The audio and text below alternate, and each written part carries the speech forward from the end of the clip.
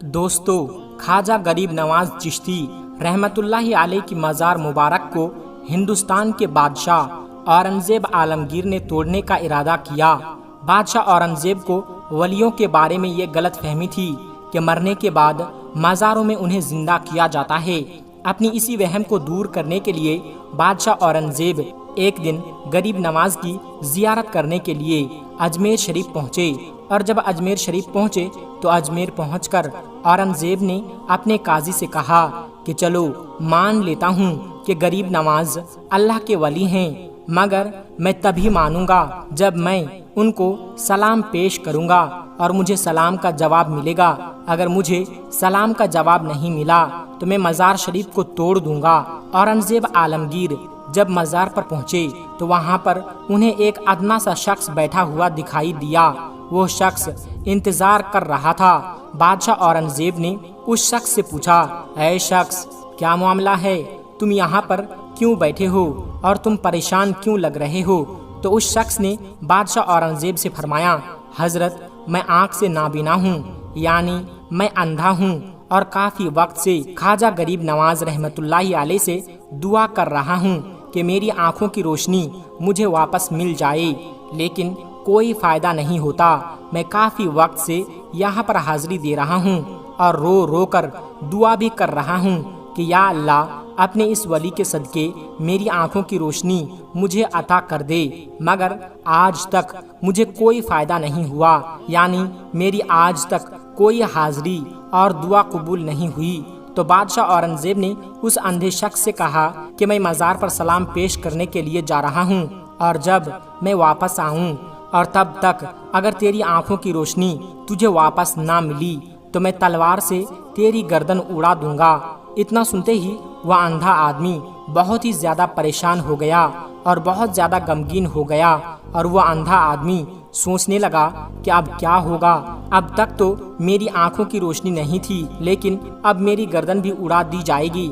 یعنی وہ اندھا شخص کہنے لگا کہ اب تک تو میں اپنی آنکھوں کی روشنی سے ہی پریشان تھا کہ میری آنکھوں کی روشنی نہیں ہے، میں اندھا ہوں، لیکن بادشاہ نے اب میری گردن اڑانے کی بات کر دی ہے، یعنی میرا بچنا اب بہت ہی زیادہ مشکل لگ رہا ہے۔ پھر اس اندھے آدمی نے زور زور سے رو کر اور تڑپ تڑپ کر خواجہ غریب نواز سے فریاد کیا، اور جب بادشاہ اورنگزیب نے خواجہ غریب نواز کو سلام پیش کیا، یعنی جب بادشاہ اورنگزیب مزار کے پاس پہنچے اور مزار کے پاس جا کر انہوں نے سلام کیا تو مزار میں سے کوئی جواب نہیں ملا۔ جب بادشاہ اورنگزیب نے ایک بار سلام کیا تو جواب نہیں ملا۔ پھر بادشاہ اورنگزیب نے دوسری بار سلام کیا، پھر بھی سلام کا جواب نہیں ملا۔ لیکن جب تیسری بار اورنگزیب نے السلام علیکم ورحمۃ اللہ وبرکاتہ کہا تو اندر سے آواز آئی کہ وعلیکم السلام ورحمۃ اللہ وبرکاتہ، اور پھر مزار شریف سے آواز آتی ہے کہ اے بادشاہ اورنگزیب، دوبارہ ایسی ضد نہ کرنا، کیونکہ تمہاری ضد کی وجہ سے میں اس اندھے کی آنکھوں کی روشنی لینے عرش الہی پر گیا تھا، اور اسی وجہ سے تمہارے سلام کے جواب دینے پر دیری ہو گئی۔ سبحان اللہ۔ دوستو، خواجہ غریب نواز کی کرامت کو دیکھنے کے بعد بادشاہ اورنگزیب عالمگیر رحمت اللہ علیہ ایک اللہ کے ولی بن گئے۔ اللہ اکبر۔ تو میرے دوستو، یہ شان ہوتی ہے اللہ کے ولیوں کی۔ یہ واقعہ ہونا تھا کہ بادشاہ اورنگزیب رحمت اللہ علیہ ایک بہت ہی بڑے اللہ کے ولی بن گئے، جنہوں نے ایک کتاب بھی لکھی ہے، فتاوی عالمگیری۔ بڑے بڑے مسائل اسی کتاب سے حل ہوتے ہیں۔ میرے دوستو، جب خواجہ غریب نواز رحمت اللہ علیہ اجمیر شریف پہنچے تو اس وقت ایک مندر تھا جو اجمیر کا سب سے بڑا مندر تھا، اور یہ مندر صرف راجا اور رانیوں کی عبادت کے لیے خاص تھا، اور اس مندر کے ساتھ ہی ایک تالاب بھی تھا جس کو ہم اور آپ انا ساگر کے نام سے جانتے ہیں اور پہچانتے ہیں۔ ہندو اس تالاب کے پانی کو بہت ہی زیادہ پوتر یعنی پاک صاف مانتے تھے۔ ان کا ماننا تھا کہ جو بھی اس تالاب میں نہا لے گا اس کے سارے گناہ جھڑ جائیں گے۔ کہتے ہیں کہ اس مندر میں رات کو اتنے چراغ جلتے تھے کہ ہر رات 3.5 من تیل ان چراغوں میں استعمال ہوتے تھے۔ اگل بگل کے کئی دیہاتی علاقے مندر کے نام تھے، یعنی ان دیہات کی آمدنی مندر پر خرچ ہوتی تھی۔ اس مندر میں ہزاروں لوگ رہتے تھے جن کا کام آنے والوں کی سیوا اور دیکھ بھال کرنا تھا کہ کون سا خدا بیٹا دیتا ہے، کون سا دیوتا صحت اور تندرستی کا مالک ہے اور کس مورتی کی پوجا سے دولت کی بارش ہوتی ہے۔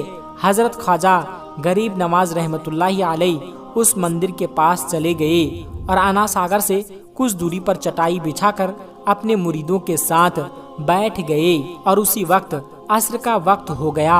لہٰذا آپ رحمت اللہ علیہ نے حضرت قطب الدین بختیار کاکی رحمت اللہ علیہ سے اذان دینے کو کہا۔ کفر و شرک کے گڑھ اجمیر میں اللہ کی وحدانیت اور محمد صلی اللہ علیہ وسلم کی رسالت کا یہ پہلا اعلان تھا۔ وہ لوگ اسلام کو نہیں جانتے تھے کہ اسلام کیا ہے، چنانچہ اذان کی آواز سن کر وہ حیران ہو گئے اور اپنے گھر سے نکل آئے۔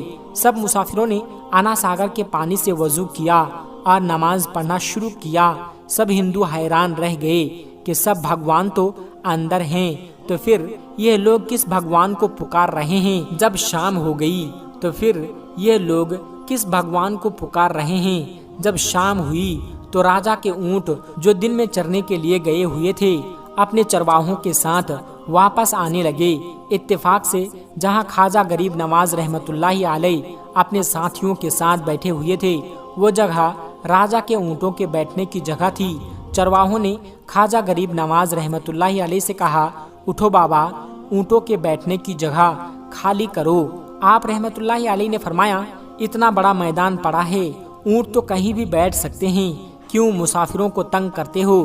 لیکن وہ نہ مانے اور ضد کر رہے ہیں کہ اونٹ اسی جگہ پر بیٹھیں گے۔ آخر انہوں نے بہت بدتمیزی سے کہا، یہ راجا کے اونٹوں کے بیٹھنے کی جگہ ہے اور ادھر راجا کے اونٹ ہی بیٹھیں گے، تم لوگ کہیں اور ڈیرا لگاؤ۔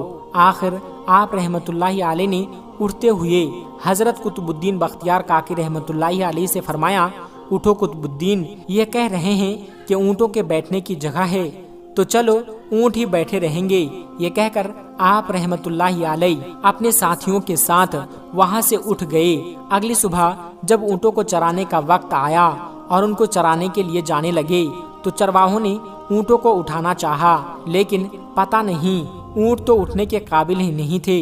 انہوں نے اونٹ کو مار مار کر زبردستی اٹھانا چاہا، لیکن وہ بیٹھے ہی رہے۔ چرواہے بہت زیادہ پریشان تھے کہ جو اونٹ ان کے ایک اشارے پر اٹھ جاتے تھے آج کیا ہو گیا ہے، کیوں نہیں اٹھ پا رہے ہیں۔ آخر انہیں یاد آیا کہ کل اس مسافر فقیر نے کہا تھا کہ چلو اونٹ ہی بیٹھے رہیں گے۔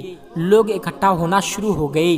کوئی کہہ رہا تھا کہ فقیر کوئی قابل جادوگر ہے اور کسی نے کہا کہ وہ کوئی بھگوان کا اوتار ہے۔ دھیرے دھیرے بات راجا تک پہنچ گئی کہ ایک مسافر فقیر نے راجا کے اونٹوں پر جادو کر دیا ہے۔ راجا نے خواجہ غریب نواز رحمت اللہ علیہ کو پیغام بھیجا کہ تم کیسے فقیر ہو جو بے زبانوں کو باندھ کر رکھتے ہو، یہ بیچارے بھوک پیاس سے مر جائیں گے، اس لیے مہربانی کر کے اپنا جادو واپس لے لو۔ آپ رحمت اللہ علیہ نے فرمایا، ہم مسلمان ہیں اور مسلمان بد دعا نہیں کرتے نہ ہی جادو کرتے ہیں، جاؤ کہو جس کے حکم سے بیٹھے تھے اسی کے حکم سے اٹھ کھڑے ہو جاؤ۔ اب جو جا کر اٹھایا تو اونٹ فوراً اٹھ گئے اور ہندوؤں کی دلچسپی ان مسافروں میں بڑھنے لگی۔ 5 وقت اذان ہوتی اور نماز کی ادائیگی کی جاتی۔ آخر راجا تک یہ بات پہنچ گئی، کچھ فقیر آئے ہیں جو مسلمان ہیں، 5 وقت اذان دیتے ہیں اور ہمارے پوتر تالاب کو ہاتھ منہ دھو کر بھرشٹ کرتے ہیں، یعنی کہ ناپاک کر دیتے ہیں، اور تو اور ہمارے دھرم کے خلاف باتیں کرتے ہیں، کہتے ہیں کہ مورتیاں پوجنے کے قابل نہیں ہیں، یہ تو صرف پتھر ہیں، اس لیے انہیں یہاں سے اٹھایا جانا چاہیے۔ راجا نے فقیروں کو پیغام بھجوایا کہ تم لوگ ماंس گوشت کھاتے ہو، ہمارے دھرم کے خلاف بولتے ہو، اور تو اور ہمارے پاک تالاب کو اپنے ہاتھ ڈال کر ناپاک کرتے ہو، جو ہم برداشت نہیں کر سکتے، اس لیے تم لوگ یہاں سے چلے جاؤ۔ آپ رحمت اللہ علیہ نے فرمایا کہ اور بھی تو اتنی دنیا آتی ہے، ہمارے پانی پی لینے سے کون سی کمی آ جائے گی، لیکن وہ کہنے لگے وہ سب ہمارے اپنے دھرم کے لوگ ہیں اور تم